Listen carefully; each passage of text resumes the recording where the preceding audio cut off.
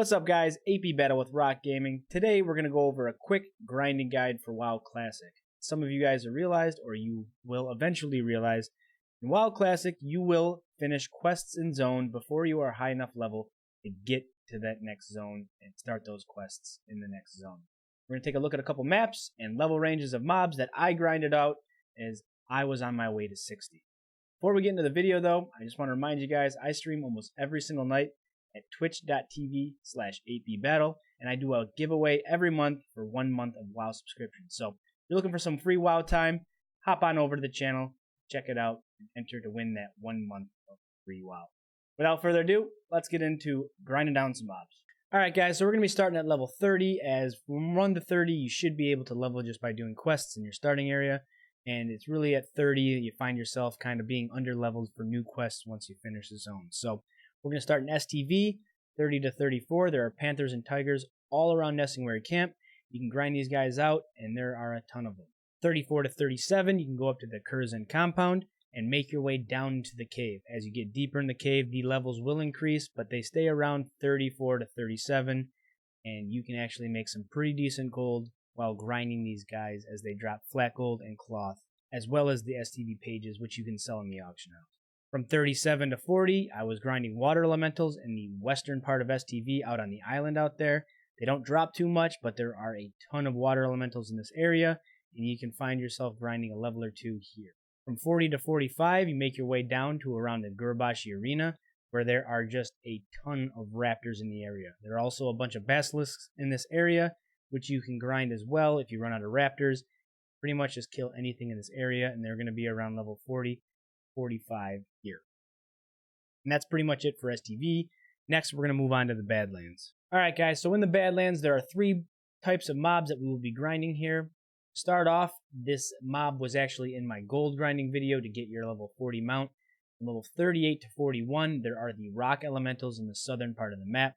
They drop a ton of gray items, which you can sell pretty decently, again, 38 to 41. After that, a little bit farther to the southwest, there are ogres all in the area here, and you can make pretty decent money as well as selling their cloth, and they just drop flat silver. Right next door, there are greater elementals that are 40 to 45 as well.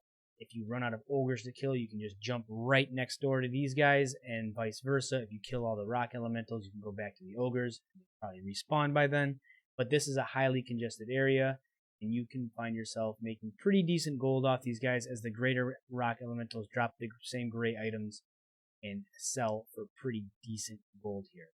Guys, just keep in mind, as we are getting higher level though, the PvP action will be getting more intense. If you're on a PvE server, you'll find yourself just competing for mobs more, but in PvP, be on your guard as you will start getting jumped or start having to fight the enemy faction to kind of claim your area. So in the Badlands, you got the rock elementals in the south, the ogres, and the greater rock elementals in the southwest that you can yield some really good XP on.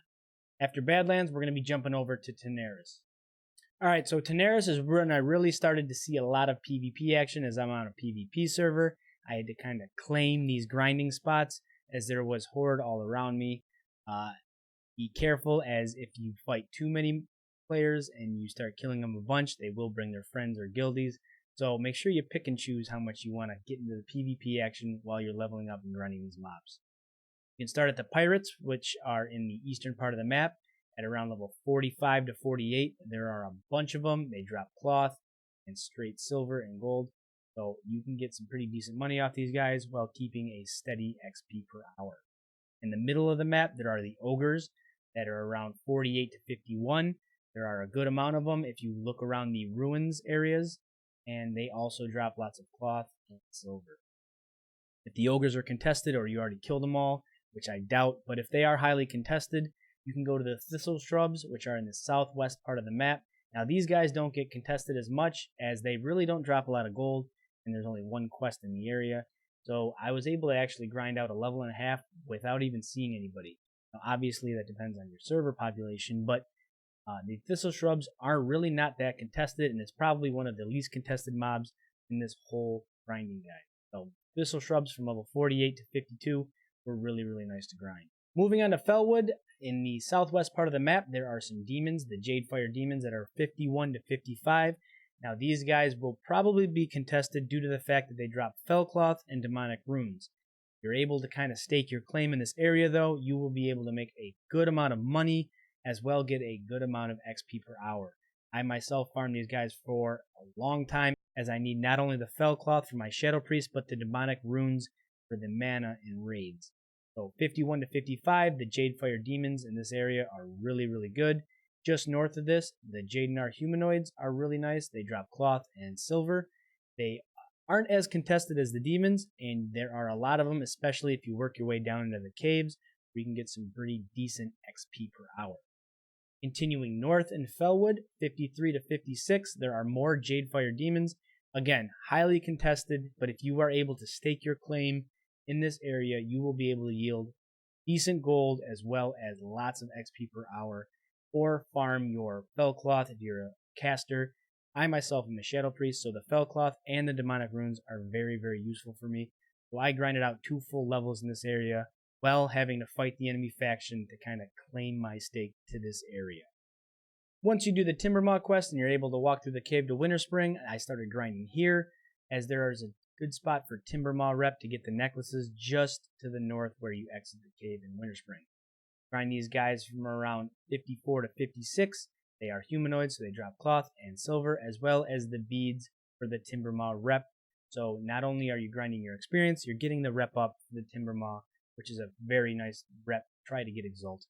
In the middle of the map, 53 to 56 again, there's the Highborn Undead. Not too contested in this area. They don't drop a whole lot. I actually got lucky and they dropped a ton of greens for me, but these guys aren't as contested in Winterspring, and I was able to grind a good level here and keep my XP up per hour on the Highborn Undead in the middle of the map. To the east of Everlook, there are the Yetis, which are pretty contested by the enemy and Alliance factions, but they are very good for XP, especially if you can make your way down into the cave, where you won't find as many people trying to kill these mobs. Again, this is level 56 to 60. They drop cloth, flat silver. I did get a bunch of greens while I was leveling here, and they are congested down in the cave where you can just kind of make loops and not really run into enemy players if you work your way down into this cave. The last place I farmed was in Eastern Plaguelands from around 56 to 60 at Coring Crossing. Now these are undead. There are a ton of them. I didn't really run into too many players, and I did make pretty decent money grinding these guys down. This is where actually I hit level 60 grinding these mobs, and don't forget your Argent Dawn trinket, as you can get Scourge Stones here for that Argent Dawn rep. Now guys, obviously there are a ton more spots to grind mobs.